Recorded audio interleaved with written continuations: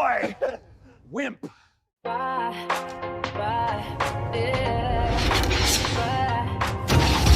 don't know why, but something is wrong. Rule Britannia. The TV is crazy and the truth has gone. I might be crazy, but I think we're done. There are people out there who are adverse to fun. Communism is king. It's on your news. Even your neighbor has been here. You can see it on YouTube. It's time to shine a light. All the things they don't want you. Tom Generation Next. Oh, it's what's coming next. Tom Generation Next. Commander Worf, don't be a cunt. I'm having such a good time. Kill everyone on the bridge. Having a ball. Fuck you, Mr. Rascal. My name is Owen Jones, a renowned drama queen, pseudo-intellectual and champagne socialist. That's for people. What can I do? People no longer love the truth. Shut the fuck up. What's true? That's why we gotta shine a light. Oh, shine a light, shine a light. We gotta shine a light. Oh, yeah. Together forever. Yeah. Tom Generation Next. Oh, it's what's coming next. Tom Generation Next. Yeah. Tom Generation Next. The Unity Channel. Zero News to now. Tom Generation Next. We're gonna shine a light. With you. Generation X. Hi everybody, I'm Tom Fury, this is Zero News. I've decided to try and walk and talk, and the moment I've pressed on button, I have a doggy problem. So just bear with me. So, beep. Wait for me. But I'm hoping, there's no drama or anything, I'm hoping this lady is going to, yes, good woman, good lady, right, sorted. So yeah, I'm Tom Fury, this is Zero News. Don't know if we're going to get a signal out today, but we shall try. I'm going to end this little live stream. I've got no battery with me or nothing, so I'm going to end this near the bunker. Sorry, the bunker is, it's a nickname that June and I had, but it's a name that I've transferred to the studio that I've got at the back of my place, which last year I was trying to set up in February, so to use in March and April, because it heats itself out the back there. It's kind of crazy. It's a lovely little space. Yeah, I think I showed you before in right mess. It's still in the right mess, but it's designed for March, April, and even May if it's cold, because it just gives me the perfect place to get proper light, it's cool. It's small, but it's cool. It needs a massive tidy up, so if I show you in there today, just bear that in mind. But Steve said that when I get to my place that my signal dies. So we're going to try and go to the bunker studio today, which won't have the modem in it today. So even if it doesn't work very well, there is literally another trick I've got up my sleeve, which is I have an internet connection I put out there.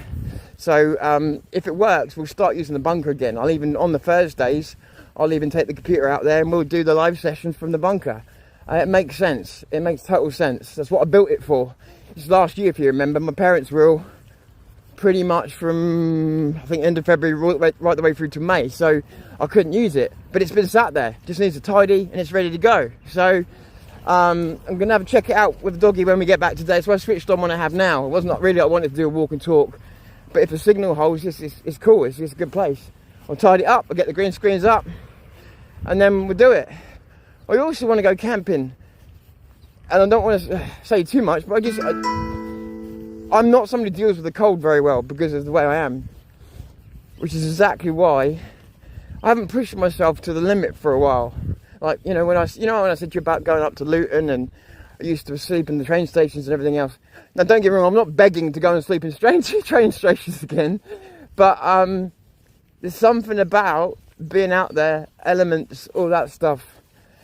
Especially as I'm getting older, I just kind of want to keep doing it and knowing I can do it. And so there's a little place I found where, I won't say too much on here in case anybody local is watching, but a little place I found where it's a no man's land of legality. literally a no man's land of legality. And as long as I don't light fires or anything else, I can literally stick what I want in there. And nobody's even aware enough to think that it's a place where people will go. And even if they did, I doubt they would even ask me to move because they wouldn't have the power to. So it's a great place. There's shelter. And I'm thinking just going and spending a fucking horrible couple of days there. But also as well to get away from the computer, get away from AI, get away from everything, and do some really cool ideas. Maybe even do a podcast like it, because I used to like doing podcasts from situations like that where they would open up your... And also, I've been in a position, especially as you get into this time of year, the wildlife starts to open up everything else. You know, last year, God, the amount of things I found, and I wasn't filming so much. So this year I'll have the camera with me. I found a fucking, what was it? A sparrowhawk, was it, baby? Oh God, I was just finding animals all over last year. So you'll be finding them with me this year. Is it sparrowhawk? Some kind of hawk. I can't think. My brain's not firing. But it was just a big white fluffy ball that my dog nearly annihilated. And I saw it. I was like, oh no. And she left it alone, and I grabbed it, and it was eating out of my hand. It was hungry straight away. And then I let these people that had its best interests at heart take it, and I'm sure they did fine. But I know it's supposed to be semi-legal and all that stuff. But my dad brought up exactly the same type of bird and made a total success of it.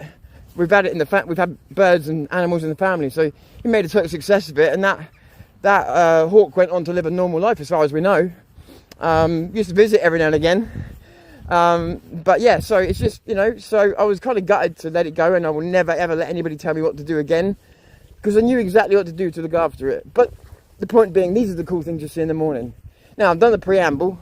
Hi everybody, good to see you. Remember, I only get 1/3 of the comments coming through here. Sort of, maybe I'll get a little bit more than that, but I get top chat basically, because I'm on the studio. So if you say hi and I don't see it, that is why. Thank you, YouTube. And so I just wanted to ask you if you felt a massive abundance of control at the moment. Hands up if you feel a massive abundance of control over your life. Hands up if you feel like a winner in terms of where we're going, what we're doing. Because I keep seeing people claiming victories all over the place. I mean, I'm going to call some things out, but then I'm also going to say some positive things, because I want to balance this one out. Not because I feel like any need to, because I want to be honest for a second and really kind of nail some things down. Because, yeah, people piss me off, but they don't piss me off half as much as the armchair warriors that offer nothing. At least there's some people out there trying. In fact, should I just go straight to that, because I can't remember the other part I was going to tell you about now. Fuck it, I'll go straight to that. So, okay, let's look at the Nick Tenconis of the world. When Nick started, or when I started going and filming him, he very gracious with his interview time, very gracious as a person.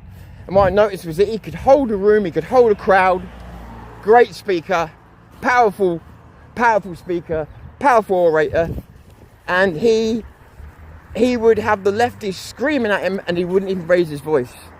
Just absolutely brilliant. And he was always religious, so he didn't crowbar that into it, but he's forced more and more religion into it as he's gone along. Now, he told me in an interview, and I believe him, that nobody secular was being pushed out. And I believe him, I do. I don't think that was his intention at all. But as it goes more and more religious, it does alienate some people. They won't say it online because they're scared of offending Christians. Well, so am I. I don't want to offend any Christians, but at the same time, I'm not going to keep my mouth shut for Christians when I won't keep them shut for Muslims. So, let's get priorities straight. It's the fact that the message has been crowbarred in more and more, and sometimes it feels like a non sequitur. Sorry for using that word a lot the last couple of days, but it's the only one that fits. And so, but even then, I didn't really mind. I'll tell you what really kind of woke me up to a lot of things. That was when Nick Tenconi thought the country was going to explode. Quite rightly, it would have exploded if it did. But he thought the country was going to explode. People were talking about taking real action. And a pasty white, terrified Nick Tenconi came on the screen, telling people, don't do that. Don't do that. Fair enough, right? If that is his truth and that is his way of seeing the way forward, fine. But then literally within the same week he's talking about doing crusades, and he's talking in a violent tone. Yeah, very violent language, if there is such a thing. And then you realise, oh, it's political bollocks. But what are you doing in an arena that you know is charged to the point of violence, using crusades and violent terms to how we're going to smash these people out of our country? And then when people actually respond to that, you go, oh, no, I didn't mean it like that. And then the very next week you start talking about crusades again. Well, what are crusades? Pure violence. Pure violence, to whether you look at it as being the colonialism, or whether you look at it as being the European fat powers fighting back an Islam that was determined to take over Europe. Either way, it's violence. And again, I'm not saying right and wrong, good, bad. What I'm saying is, know what you're standing for. If you want to use political rhetoric like Boris Johnson did, that has all this power to it, understand in the country at the moment you're putting a match to the dry tinder. So if you don't want the result, don't say the fucking words. If you do want the result, you know, you can't have it both ways. So when he did that, that seriously caused a schism in me. Like, what is he doing? He's winding people up and then trying to get them to calm their heads. Basically talking to people like they were all the idiots that got the wrong end of the stick. No, it felt to me like you got in the kitchen and you couldn't handle the heat, is how it felt. First time I've ever seen him lost for words. First time I've ever seen him stuck. Really stuck. Just bear with me, I'm in the bunker for the first time in ages, so just to even be able to sit down is a bit of a trial at the moment. But when you're not on here with me, I shall tidy this up properly. Actually, it's not in such a bad state because I haven't been in it since bin was down.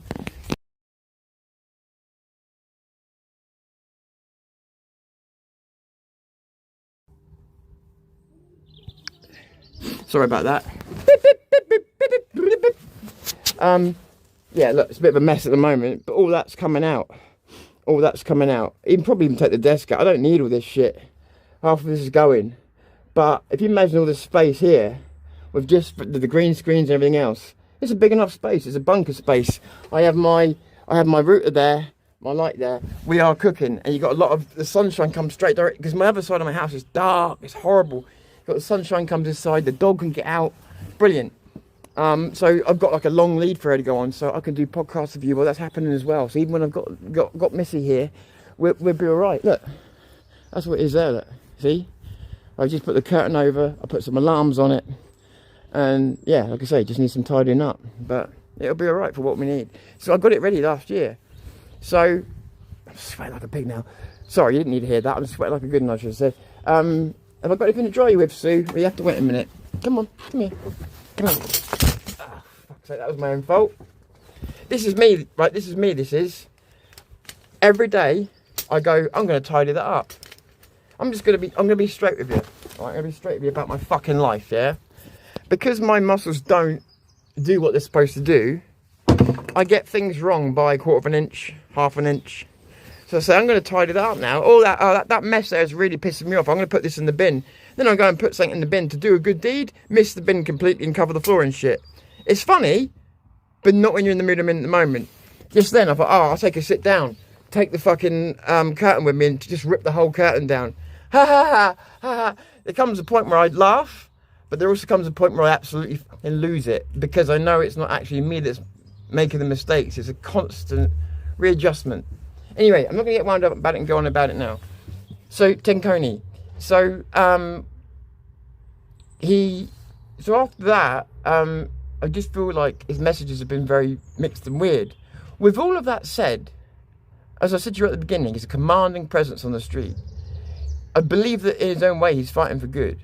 I believe that I don't like anybody, no matter who they are, saying, I've got all the answers, we've got all the answers you need, because that's always a lie.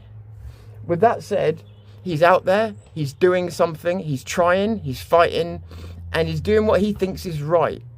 I can't complain about that, truthfully. I can complain about what I don't like about the politics and that he's a politician, but I'm literally standing here moaning to you, saying a politician shouldn't act like a politician. Think about what I'm saying. So is my criticism fair, or is it unfair? It's a thing to think about. Now, there are other people that got themselves out there, like Danny Tomo, And I'm just going to say no comment on that one, because I'd like to believe that he, even though he does things the wrong way, that I'd like to believe that he was getting out there and trying to do something. You got people like AY Audits, I'm not a fan of, but he's out there doing stuff. You've got people like Laudits, who is, I always thought was a good person, but in speaking to the other day, I realised he's not just a good person, he is the conscience that so many people are missing amongst the auditors. He's fantastic, and his coverage has been fantastic, but I didn't know he was such a nice person on top of it, you know? Absolutely, you know? And then, I don't want to list through names, because you always forget some. You always forget names, and then I get embarrassed, because those people were like, I see them next day, and I'm like, ah. But my point being is, I still stand with the people that are getting out there and trying, than I do with just ripping people down for the sake of. If you think I rip people down, no, I criticise. And I criticise what I consider to be wrong. But the very fact of it is, the Taconis,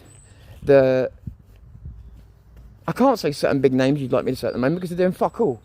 Let's just be honest. And you know who you are, big man. You're doing fuck all. But as for a lot of other people, no, they are. I'm not talking about the people running their big podcasts and having guests on there that make them look like the people who are doing the Grant Mitchell impressions. Not impressed. But everybody else, they're doing their bit in their own way. And this is why I get so fucking pissed off when people keep saying, oh, we got to be united. It's such a lefty, weak, wet, C-U-N-T idea. It really is. Oh, we need to be united. Why don't you go and draw some rainbows on your fucking wall and join the LGBT community? Right? I'm sick to death of fucking hearing it. You don't even, not you, but these people that are begging for it don't even know what it means. Unity. We've all got to be on the same side. Tell that to the neo-Nazis then. Because that's what they want. By your logic, we will do that. We'll team up with all the far-right groups then. And then destroy the reputation we've been trying to grow for years. Again, by your, I mean these people who say these things, not you.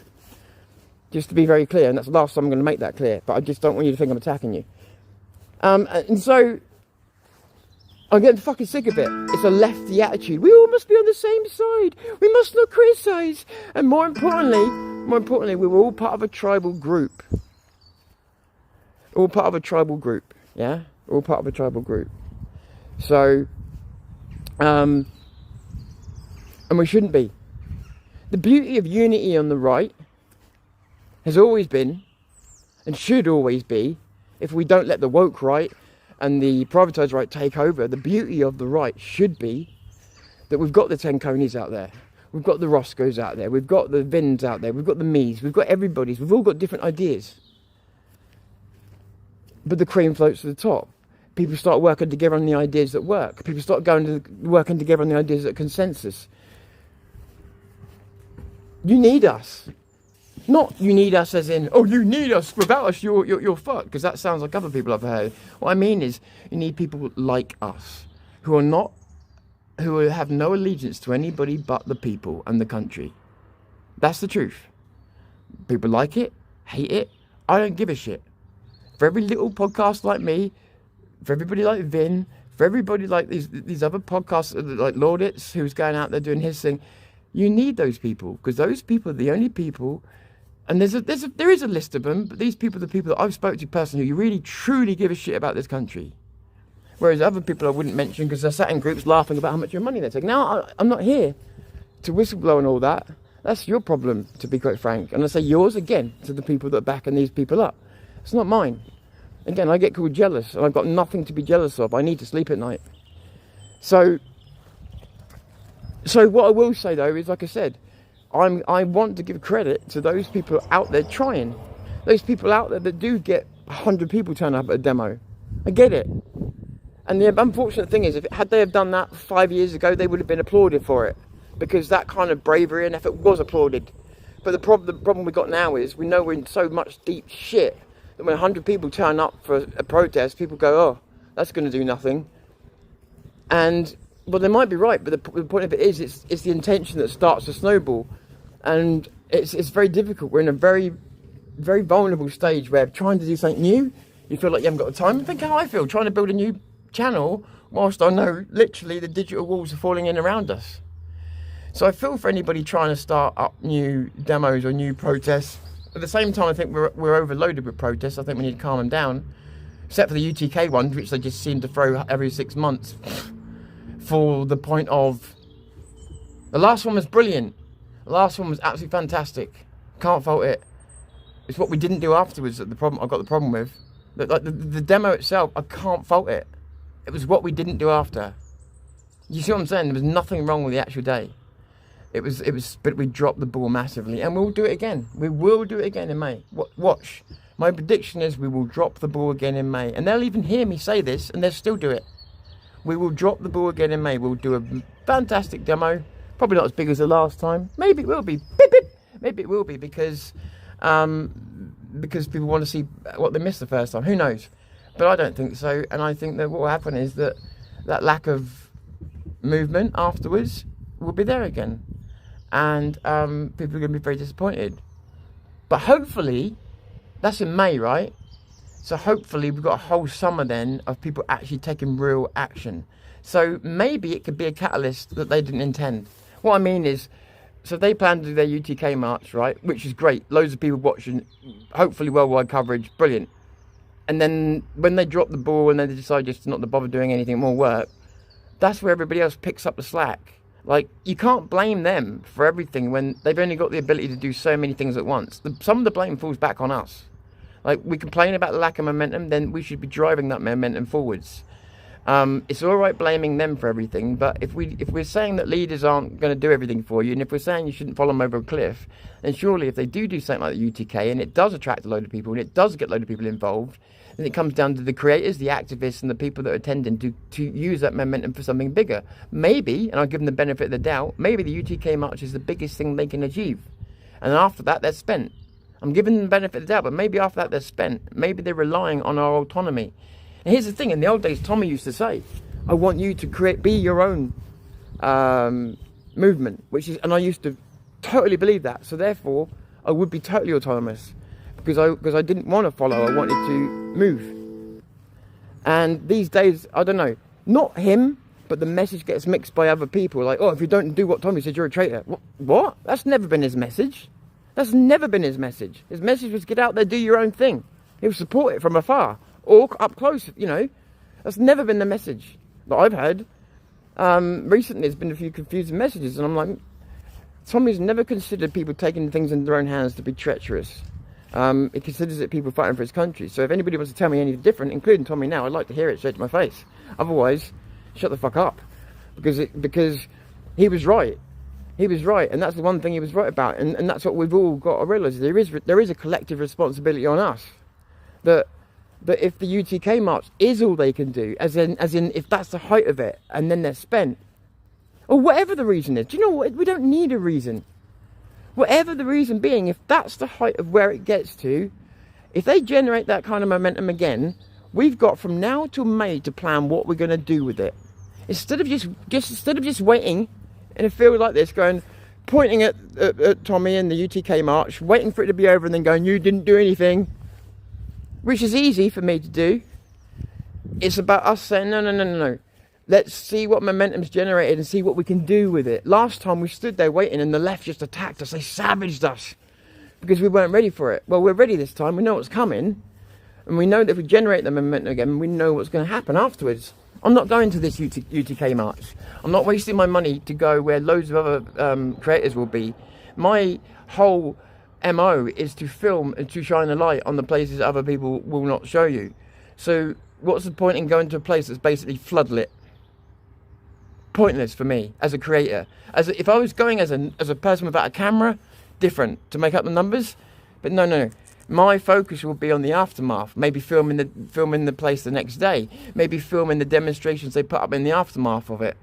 Maybe also trying to take the initiative from it and push forward. All creators, all members of this movement, if they really want to move things forward, they should take the momentum. Again, learn from our mistakes. Don't think other people are going to do it for us. They created the UTK march, then they walked off for whatever reasons. I'm not saying they're bad, I'm just saying that's what happened. So we need to be ready this time and think, right, if they're prepared to spend all this money and put this march on and everything else, and it gets even half of the kind of momentum, let's not sit there and watch it fall away and then say, oh no, look at that, they fucked up. Let's grab that momentum with both hands. And if Tommy's still the guy I think that he's always been, he would love that, by the way. He'd love that. And I challenge him to tell me different, because I know he would love that. And if we go and push that all forward, we might get somewhere. We might start moving the post forward. But right now, I said to you at the beginning, who feels an abundance of control? None of you, because you're not in control. You have no control. You're floating, you're in limbo, you're falling, and you don't know where the ground is because Starmer hasn't decided where it is yet or when you're going to hit. If there is momentum generated by things like this, we need to use it. There's things I'm planning with being around May and around other times of the year as well. But what you need is, you need the independents like us. You need people who aren't bound to anybody like Laudits. You need people who are truly independent. And the reason they're independent is because, not because they're making a packet, although if they do, fair play, means they can make their podcast better. But it's to do with what they're doing. The fact that they're not going to the most seen places. The fact that they're not going to London with the other 900 creators.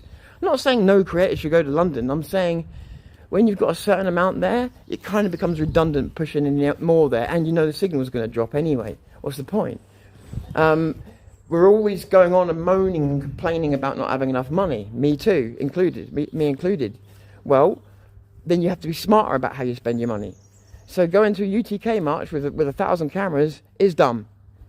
Going the next day, or going and filming the following demonstrations, or the lead up, or whatever else, things other people aren't doing, that's a bit smarter.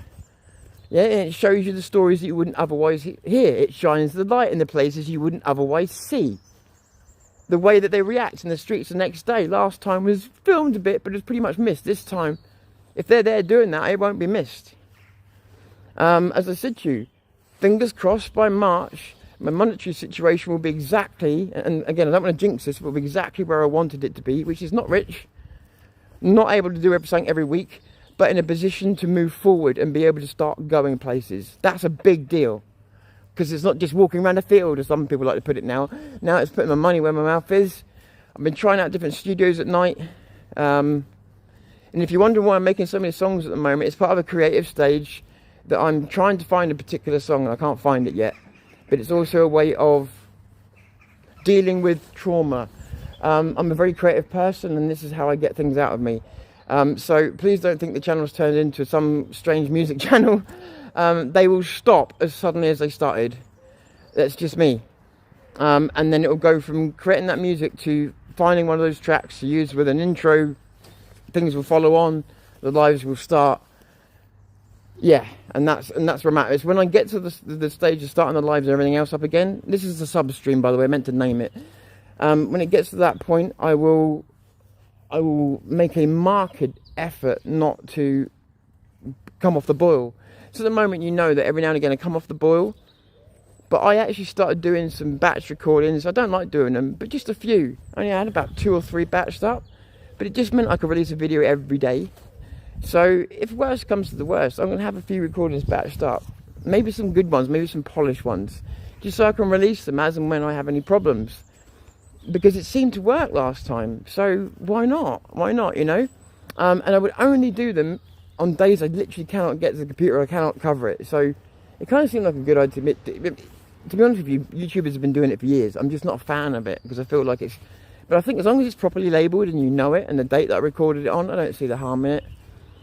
Yeah, and sort of going back a bit, I know I'm going around the place a bit. Who still believes there's a political solution out there? Honestly. What, are we still 2.5, 3 years away from an election? Got the local elections coming up or not? I still can't work out whether we've got local elections coming or not. I was watching Sky News last night.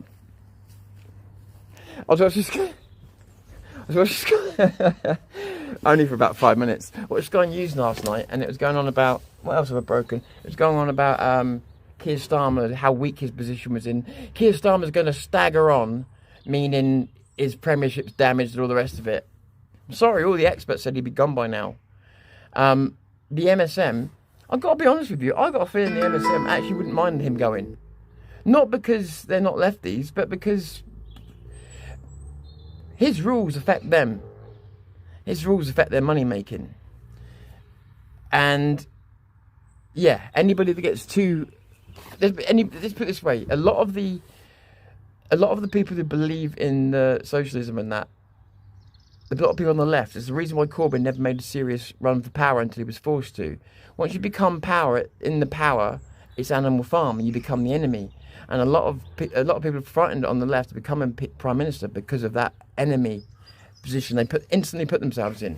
And people on the left will want to rip them down and remind them of what their place is. So I actually believe that in some cases, some of the MSM might want to rip him down, but their attempt was, I've never seen anything so tame. Do you remember the old days? And when I say the old days, I mean even Cameron days, where the MSM would fucking tear into him. They would tear into him. No remorse, reckless abandon. And the way they would say, oh, yeah, Keir Starmer will stagger on, like that was, and that's the way they used to say things, but there used to be so much more sarcasm, so much more heat, so much more pressure provided by the media. Well, they can't do it now, even if they wanted to. So it's, oh yeah, Keir Starmer will stagger on in his premiership, but it doesn't look like he's going anywhere. Yeah, don't we know it? And all the big experts came out and said he was going. And I'll tell you what, if the media was like it was even when Cameron was around, they'd have him out. Or they'd have him on the ropes by now. Make no mistake. Doesn't mean they're not in bed with the politicians, by the way. But politics, as you know, inter-party politics is more prevalent than actual party politics. So therefore, a lot of these people are taking sides inside of the party. So the people within Sky News, some of them are having dinner parties with X part of the parliament, another doing it with Y part of parliament. So they're picking sides inside of that political framework. So yeah, and so you see how nerfed even the news has become. They can't even make any serious political commentary. And again, in the past, they've always been full of shit. But they were at least full of shit and dangerous at the same time. Do you know what I mean? They could still make a prime minister sweat, even if they were full of shit. They can't do that anymore. They're completely limp. They're completely limp. And it was frightening to see, because it's like, this is what would have created the pressure for him to leave. This is why people thought Starmer was going. Because what would normally happen is all the mistakes that he's made, things that he's done wrong, would be so publicised, it'd be almost impossible to get away from it. Especially, see, like Trump. Trump never made himself a man who was above it all. And therefore, when people threw shit at him, he just went, yeah, put it on my suit. And then in the end, people couldn't tell the truth from the lies. Starmer's curated an image of, oh, I could do no wrong, which is brilliant, because it means the shit really sticks. Unfortunately, no one's taken him to task. He's a prime minister that could be removed. And that brings me to another disappointing subject. The strike. The fucking strike. Have you heard anyone talk about it? Other than coming on with you guys, I have not heard a single person mention it. Not one. Not one single person in the real world. Not one. I honestly think that the date of it should have been put back because it was beginning to gain momentum. But also, there was a curious post on X the other day. Now, I'm not going to judge because I don't know the full extent of the post. I don't know the truth. And therefore, I can only offer you a quick judgment rather than a well-informed opinion. Please bear that in mind, because I may be being hard on someone who doesn't deserve it. But just conveniently, on the first or second day of the strike, the guy that's been organising it and going on at people for months and months was silent. Now, I think the silence, regardless of what position you're in, what's going on in your life or anything else, that silence says more than a million words could. It says we lost. And then the next day, he put up a post with him in a hospital gown, looking completely okay, by the way, so he was probably in there for an ingrown toenail. He gave his excuse, sorry I haven't been around. That's not good enough. I'm sorry, but you make a post from the hospital on the day of the launch of a fucking... If you believed your strike was so important that it needed to bring the country to a halt and it was going to do all this stuff, you wouldn't miss the first day of it if you were dying. I wouldn't. Would you? If you'd set it up and it was serious to you and you believed it was the only way of saving this country, what would keep you away from making at least a post? Nothing. So he's there the next day going, oh yeah, sorry I haven't been about. Sorry you haven't been about? What? What was all this? Scam? Money making? Or is it just, rather than say I tried guys and I failed, which I could respect so much, because that's all you can do, right? Instead, what have I got? Some lame excuse of him stood there in a hospital thing I'm supposed to feel bad for. What's that about? Baby facing himself for what reason? Because he lost. That's crazy to me. Just be honest and say, look, I haven't been about because I'm disappointed that nobody's talking about this fucking strike. Nobody's doing the strike. Anybody doing the strike now is putting their job at risk because nobody else is joining them. That'll be honest.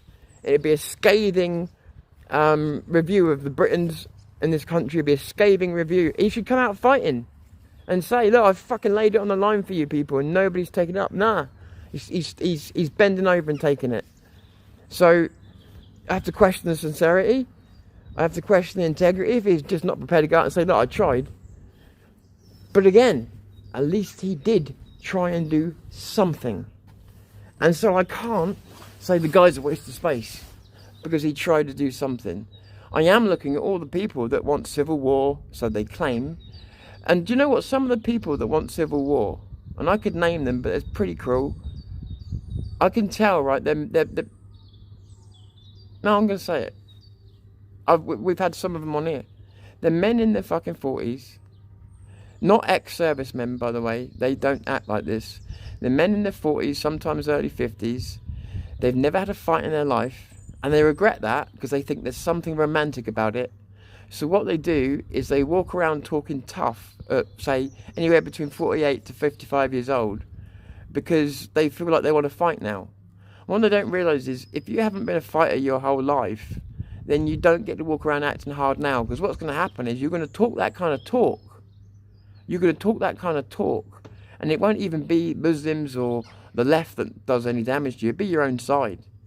Because you talk like that to the wrong person. And somebody who can fight won't speak. When you're going, rah, rah, rah, rah, rah, they'll just knock you the fuck out. They will just level you.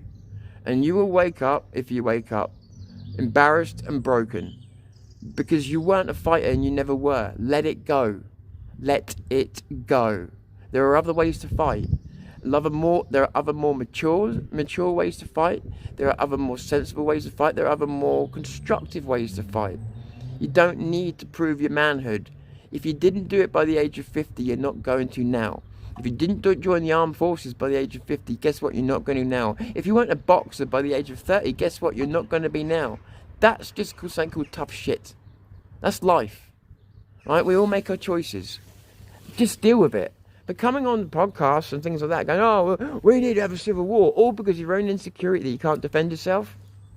It's pathetic. And I see it. You can see these people because they're frantic. They're frantic, they're sweating, and they're trying to slam their opinion into the conversation. It's like, look at the ex-military people. Do they do that? Do the ex-military people do that? No. Do boxers or cage fighters do that? No. Do people that have just had 100 punch-ups in the pub do that? No. The people who do that are the people that have been cucked and walking around their whole life holding back. That's a choice you made. Deal with it. Walking around now acting like you're prepared to knock the world out just means you'll get yourself very hurt, and you'll probably try and do the right thing, but it'll end up being for the wrong reasons, and then not only will you get yourself hurt, but you'll end up embarrassing the entire movement by hurting someone who... I'll give you an example. When Black Lives Matter are around, there's someone whose initials are always T and everything, and we had done a really successful day at this demo. And then there was these two black girls crossing the road in London, yeah? So this T went over to these two black girls to confront them for supporting Black Lives Matter when there were two black girls crossing the road. The demo had gone, there was no reason to believe they were part of Black Lives Matter, except for the fact that they were black. Right? Which is something that we don't do. And she started ripping into them. And these two girls looked a bit frightened. They didn't know what to make of it. They didn't know what was going on. And I had to step in front of this woman that was about to inflict something. I'm not going to, Yeah. And I'll tell you why I say that, because I saw the same woman at a hotel smashing stuff and throwing stuff at people who hadn't provoked. So these two girls she was going for, basically, and I stood in the way, and I turned around to these girls and I said, "How old are you?" And the girls both were 15 years old, 15-year-old girls that she was about to start punching and knocking around because what? Because they were black, which must have meant what? They supported Black Lives Matter. What a fucking crazy train of logic. That's the sort of shit we don't need. And that comes from insecurity. It comes from not truly believing in yourself. And that you need to get rid of that shit if you're going to be an activist or in this movement. You've got to be comfortable in your own skin. If you don't, why do you think when I'm not feeling so good I don't record or I don't go out there and do stuff? If I'm not comfortable in my own skin, I'm not going to make the world suffer me. I don't come on here and make videos when I'm really angry or when I'm really frothing, because I don't want you to suffer me. And I'm certainly not going to go to a demo and make people on the left or anybody else suffer me just because I felt like being a jerk. There's a difference between fighting for a cause and being a jerk, and also being a dangerous jerk at that. And that's what I saw, believe it or not, saw women do as well as men. Women really surprised me. See, the thing is with the men, like when the women did it, there's only a couple of other women I knew. Ginger was one of them actually, who would put them in their place and say enough. But with the guys, it was more simple, because there were plenty of guys around ready to put them in their place. So when they started acting like it, if you start acting like that around people who know what they're doing, they put you in place very quickly.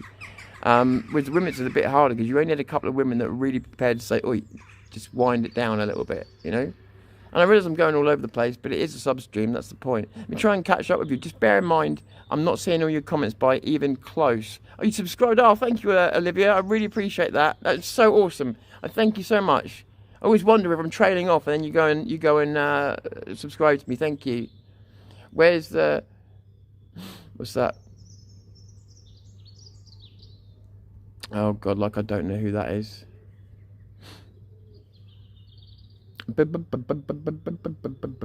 Yeah, strike failed. Oh, Vin, I didn't see you there, buddy. How you doing, mate?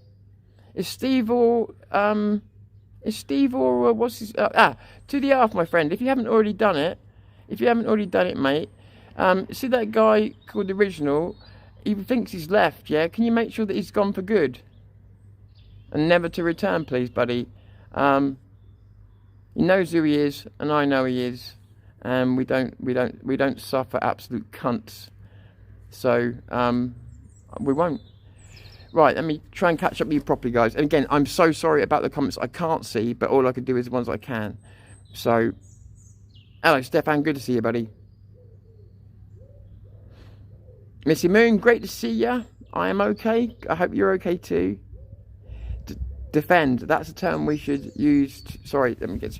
That's a term we should use. We have the right to protest our land and our culture, and for this we don't need anyone's permission. Well, this is that leads to a point that Vin said, and that is all of this police liaison, asking permission, everything else. If you don't, you'll be targeted and arrested. But the truth of it is, if you do, you're playing their game.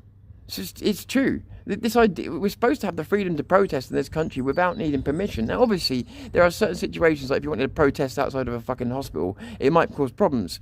But Stefan, I agree to a certain extent. And that is that we're asking permission, which means that we're doing exactly what they want us to do. So, yeah.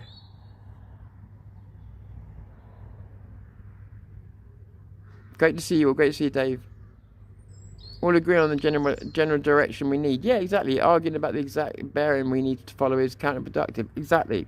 Now, don't get me wrong. I'm still going to call out wrong-uns for doing wrong, because anybody that takes us down a dead end deliberately, or anybody that wastes your money deliberately or wastes time deliberately, I'm still going to call out. But you have to give credit where it's due. When you've got all these so-called, activists sitting down waiting for the next UTK march because they can't be bothered to go anywhere dangerous or by themselves. Or it's not monetized enough, and then you've got those people going out there now who are doing really good hard work out there, and there are people out doing the hard work right now as we speak. I've got so much respect for them, and I'm not going to let them be forgotten. And that's why there's no two movements going on here. There's no, when I say I'm independent, I am fucking independent, and I'm glad to be. So I'm not having to worry about Urban Scoop or anybody else's fucking ideals affecting mine. And that's just natural for anybody that's been working with anybody. It's just normal. Even if you're working for a newspaper, you have the same feelings. It's quite normal. But to not be affiliated means I get to call everything as I see it. At the same time, by the way, I don't regret that time working with Urban Scoop. I learned so much from them, and I learned so much from that experience. I couldn't have the plans, and I couldn't move in the directions I was planning to do without what I learned there. And Tommy, you know, if it wasn't for doing the Rape of Britain with Tommy, I would never have made Welcome to Southampton. I would never have been able to learn some of the things that I learned. So you have to put these things in perspective and realise that without that, you wouldn't be this, and you wouldn't be capable of this. So it was an amazing experience. One big march a year ain't going to achieve anything. I agree with you 100%. 100% I agree with you. We need to do a lot more. And if that march does go ahead, well, we suspect it will, we need to jump on the aftermath, and we need to keep pushing and pushing. The strike failed, which means that people are now, prepared to talk about fighting online. And that's the problem. They're prepared to talk about fighting online, and most have never been in a real fight in their life. That's the ones that bother me the most. They're dangerous, but they're more dangerous because they're likely to get a lot of people killed trying to act leader. And if you know what I'm talking about, you do, and if you don't, you don't. But if you do, you know that I'm talking about the type of person that's so insecure that they're like those people you see in the films of, you know, what you see in the army films where they're trying to, or the war films, where somebody who's really not fit for command gets given command and gets a load of people killed. That's what these people are like. Like, I could really see the damage they're going to do. So you need to be aware of them. You need to be aware of them. That's why, although there are limitations to people who have been in the military, as in a lot of them tend to respond to uniforms, which can be a weakness, they have got the discipline, they have got the mindsets for all of this, you know, and that's why I trust them.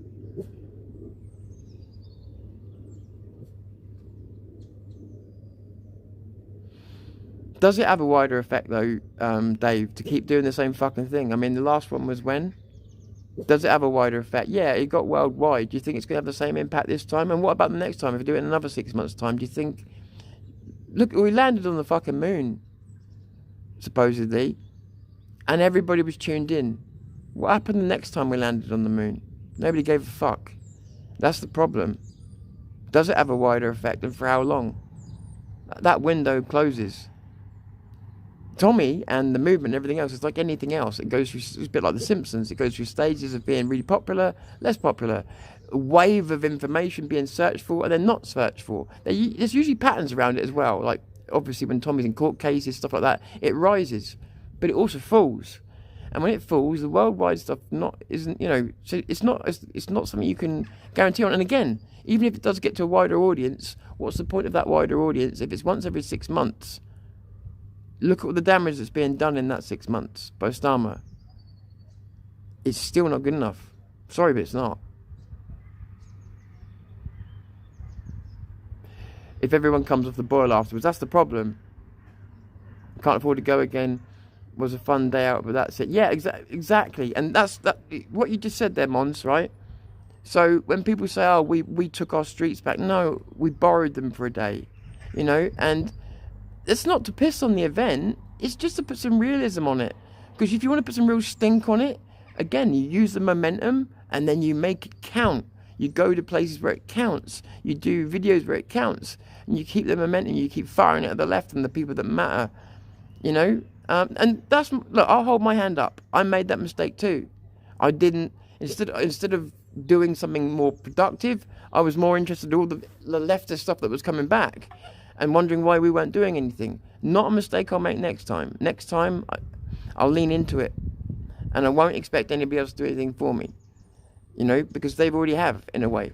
If they can get a launching platform again, then this time I'm going to jump off it. And hopefully anybody who wants to come with me can. Now, I know having popularity on here is not the same as having popularity in real life. What I mean by that is, when I say, oh, you can join me, I know there's not going to be thousands of people around the country joining me. All I mean is, anybody that gives a shit and wants to do something, I'm here and I'll be open and I will have more ability to do stuff. And anybody who wants to come and help, join in, I'm up for it.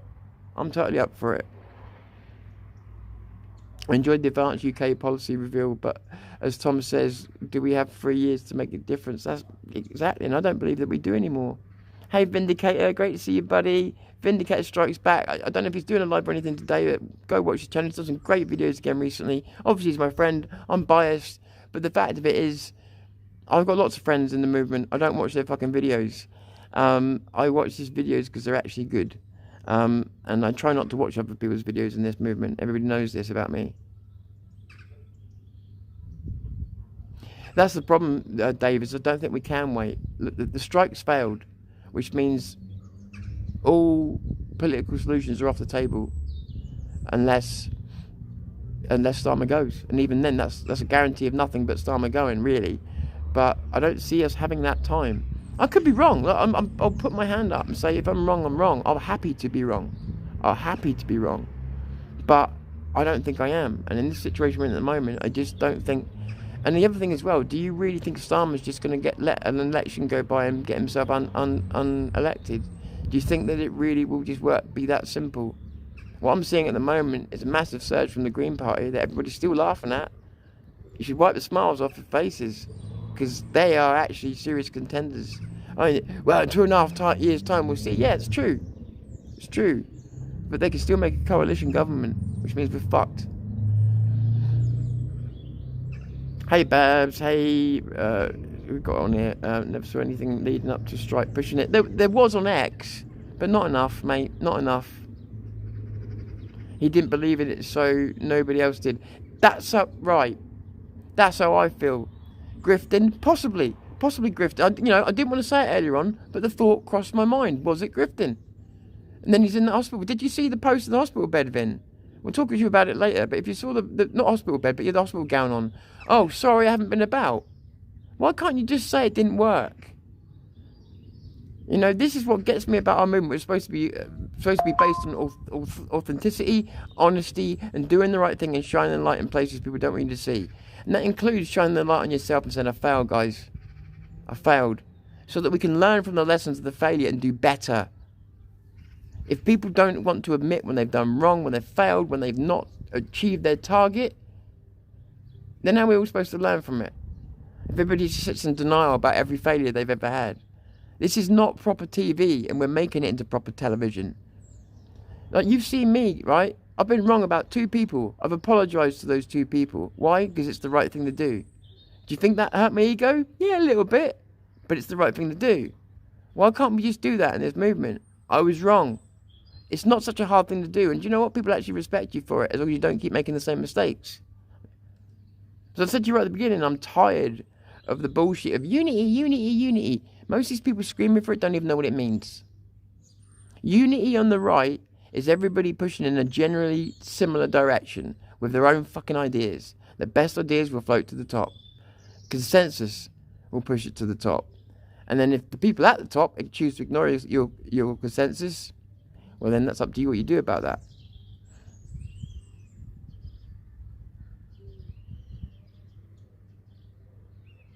There's nothing romantic about fighting. The Islamists think there is. Bingo. Right. There's nothing romantic about fighting. Is a sensible thing for any grown adult to say in this day and age in Britain. That is what our forefathers fought for our right to not have to think like that anymore. And yet in the very next comment, you've got the problem as well. And so we've become civilized and we shouldn't be thinking about fighting. But on the very next comment, the Islamists do think there's a romance in fighting. Not just a romance, they think there's a whole way of being. There is a meaning behind that fighting deeper than any meaning that we have here, or that we think that we do. So that's the problem. You're right, Dave, but so's Mon's there. In as much as, no, there's nothing romantic about it, but the Islamists, it's a warrior code. That's scary. But what Dave said there, and I'm sorry, I'm not swinging with the wind here, but what Dave said there is right. The Islamists put on a face of being tough. But the thing I've discovered about them, and Dave's just hit the point there. When we did the Rape of Britain, even when they were in big groups of big, hefty men, they didn't want trouble. They wanted to look like they wanted trouble because they didn't want to lose face. And they would break things and shout a lot. But not one of them would step forward. Not one. When the only times I've seen them attack people is when they're in superior numbers, when they are attacking women, when they're attacking old people. One person, just me, was faced off against 3 of them with balaclavas on. And they were trying to bully me and failing very badly. This was outside Speaker's Corner. And then when 2 ladies, not men, 2 ladies, these were 3 men trying to pick on me. When 2 ladies stepped to my side, to my left and to my right, fair play guys, you know who you are. These 3 tough guys basically ran off with the balaclavas on. That's the Muslim passion for strength. So yeah, there is romance and violence, but remember what violence is to those people. Violence is sticking a bomb on a kid. Violence is sticking you in with a knife from behind when you don't see it coming. Because they are cowards. That's absolutely true. So both points are right, is what I'm getting at.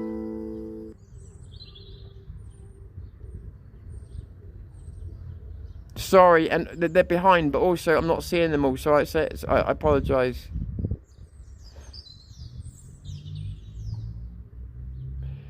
Hey, Dave, that Chucky is the same guy. Can you get rid of him, please, buddy? Sorry, I'm not ordering you about, but you know who it is, yeah?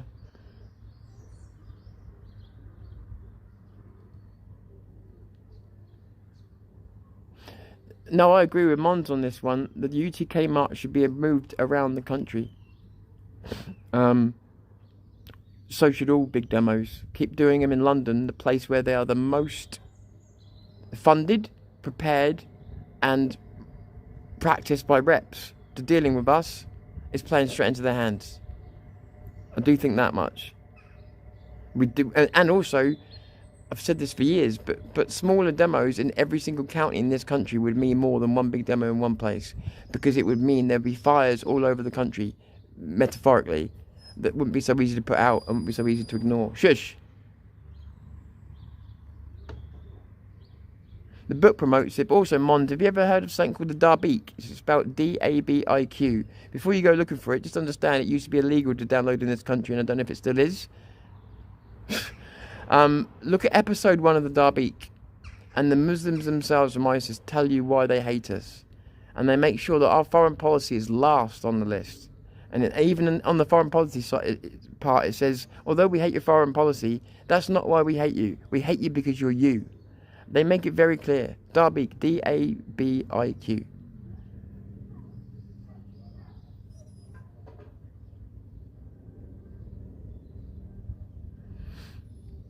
Well, I think he's talking about the Quran. But I get what you're saying, Dave. But the problem that's the problem with them trying to break the Muslims down too much. They don't come here, stop whinging. They don't have a centralized power system. That's half the problem. No reformation, no centralized power system, which is why you've got different branches a bit breaking off. But they all stick to the same basic rules. Paedophilia, cool. And violence, cool. Warlord culture. So let's not pretend there's a load of different Muslims that all believe completely different things. This is not Catholic versus Jew. This is a simple case of different fucked up versions of the same fucked up religion. Let's not, and it's an ideology, not a religion. So let's not fool ourselves into what it is. There's the good Muslims out there are good because they've chosen to ignore the most literal parts of their ideology. That's it. They're the ones that have become so westernized that they've said, fuck, this life's pretty good and I don't want to keep doing this shit. And there are people like that, I've met them, who've denounced not the religion, but those parts of it, because they don't want part of it anymore, because they realise they're going to end up in jail rather than end up in happiness. You know, there are Muslims out there like that, but a lot of it means they have to reject parts of their religion, because there's been no official reformation.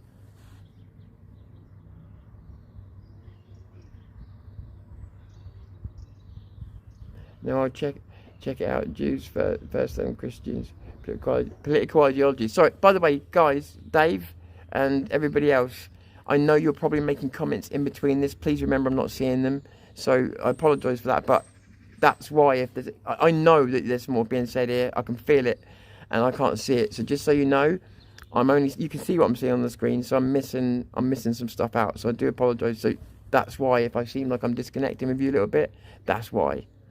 I think I'm kind of done. It wasn't. Did I make the point I was trying to make? Yeah, unity. If you want unity, go paint some rainbows on the wall and dye your hair blue. If you want us to be on the same side, it's a different thing. We are on the same side. We are on the same side.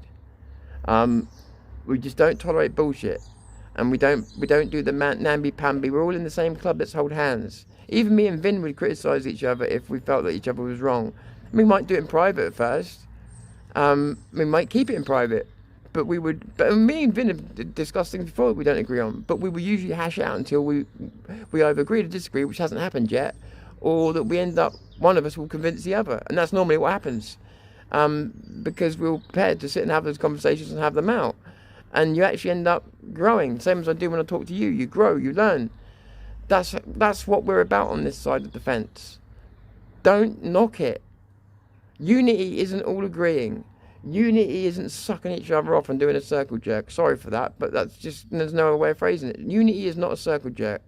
Unity is standing shoulder to shoulder when the time counts.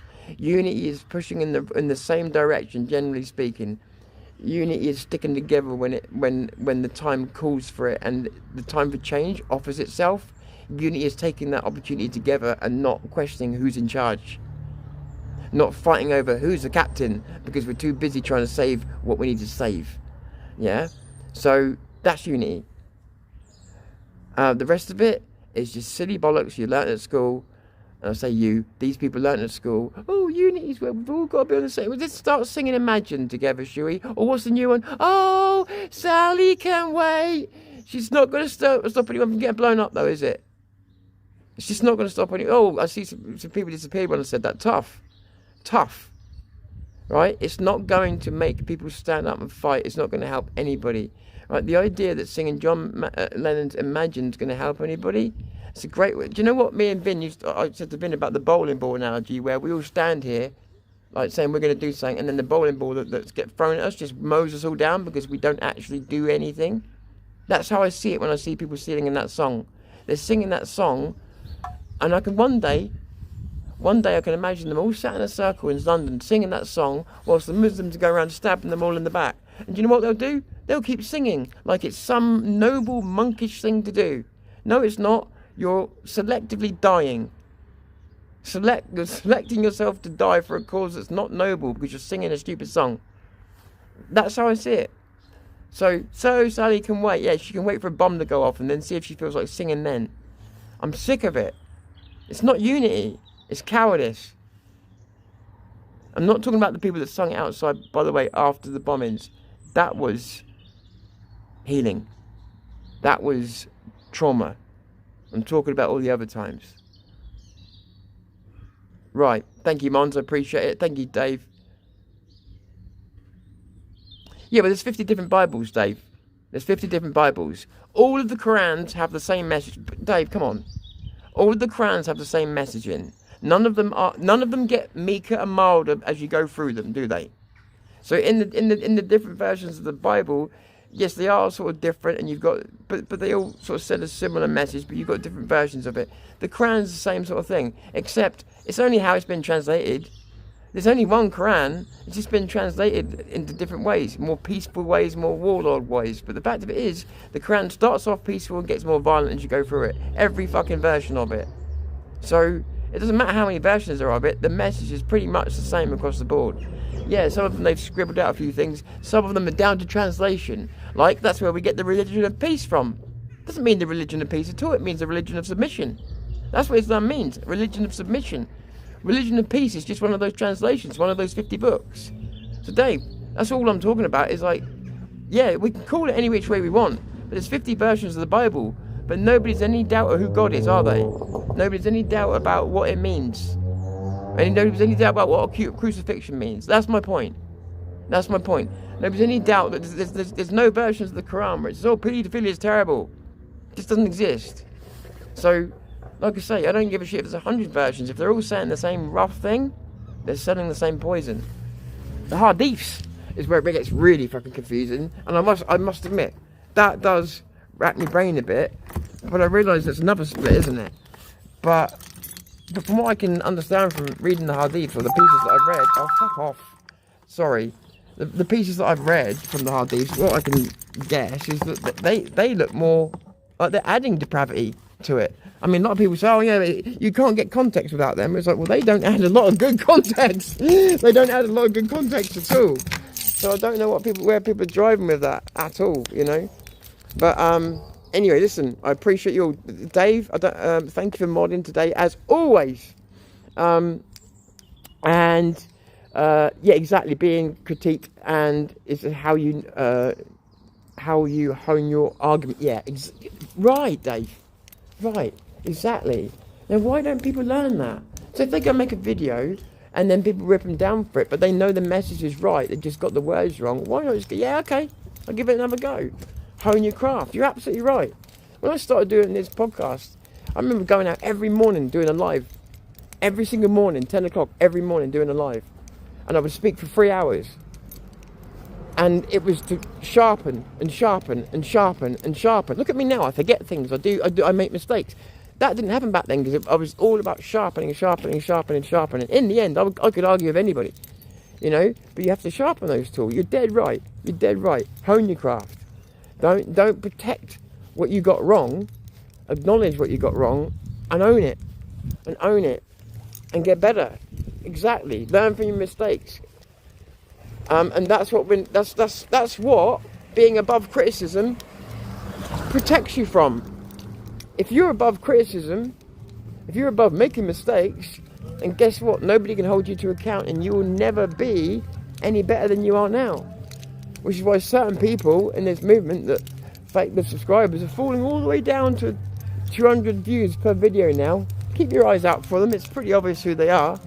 I told you they were lying. The proof's there for you now. But if you think I'm going to go and link you to that proof, you're kidding. I want nothing to do with it. But the proof's there for all to see. I told you they were lying. I told you. Right. What's going on here? Go on then, babes. Go on. Good girl. Good girl. You're right. What do you think's here? She's having a bit of I think she's... Look at her. Hello. All right. What do you think's here? You think Mum's here, don't you? Why would she be here?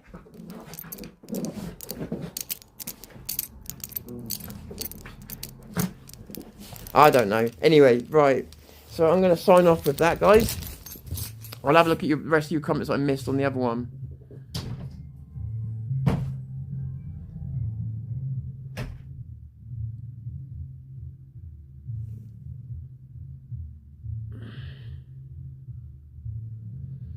It breaks her argument. So yeah, so again, Dave, I'm sorry. I'm not seeing it. I'll have a look at the proper comments, mate, after... Well, it takes about 24 hours, actually. I just realised it takes 24 hours from the process, doesn't it, Dave? Let me have a look at it properly. This is why I need to figure out which studio I'm going to use next, because it's frustrating me that I can't see these comments. Why do they keep defaulting to the top chat? It's really frustrating me. I understand they do it when you go on YouTube, but what am I supposed to do when I'm on here? It really frustrates me, because I can't see everything you're saying.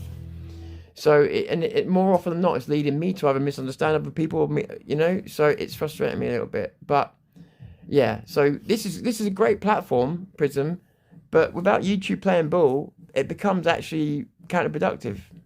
So, you know. Anyway, with that said, thank you very much for watching. This Unity idea, go grab your rainbow-coloured paint. Otherwise, realise that Unity. Just swap it with the words loyalty to this country. That's where the loyalty should be, to this country and the people in it. Everything else is just a big old ego jerk. I'm Tom Fury. This is Zero News, and I'm calling it a day for now. Love you, ladies and gentlemen, and I really appreciate you being here. Dog is having, yeah, zoomies, and she needs drying. I'll catch you soon, guys. Take it easy. Zoomies.